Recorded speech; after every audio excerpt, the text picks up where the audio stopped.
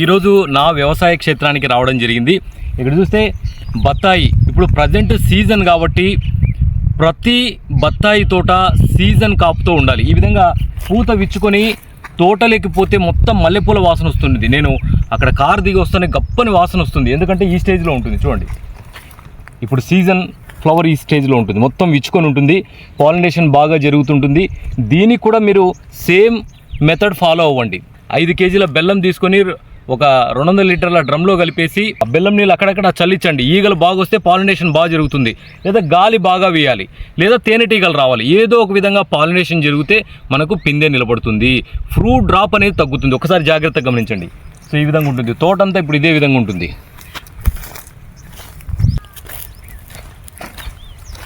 మన తోట మొత్తము ఈ విధంగా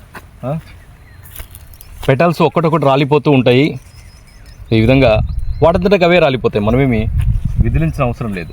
ఓకే, ఈ స్టేజ్లో మనం ఎటువంటి పిచికారీ చేయకూడదు, జాగ్రత్తగా గమనించండి.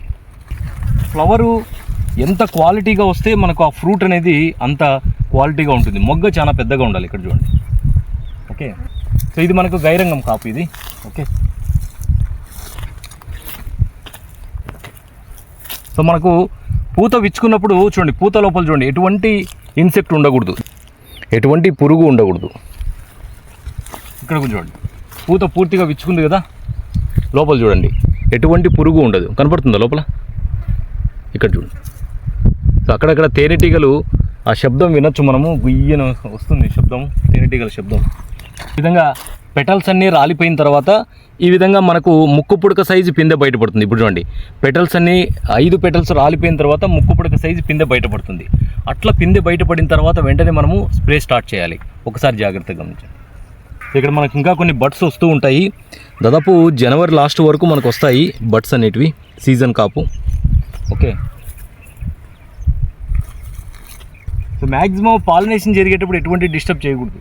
ఓకే, ఇంకా ఈ విధంగా పెటల్స్ అన్నీ రాలిపోతాయి. మనకు మొక్క పాదులో చూస్తే పెటల్స్ అన్నీ రాలిపోయి ఉంటాయి. ఓకే, సో చూడండి పెటల్స్ ఏ విధంగా రాలుతున్నాయి.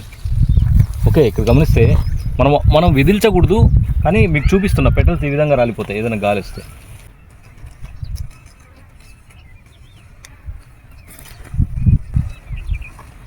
ఇక్కడ చూడండి, ఈ విధంగా పెటల్స్ రాలిపోతాయి. ఓకే.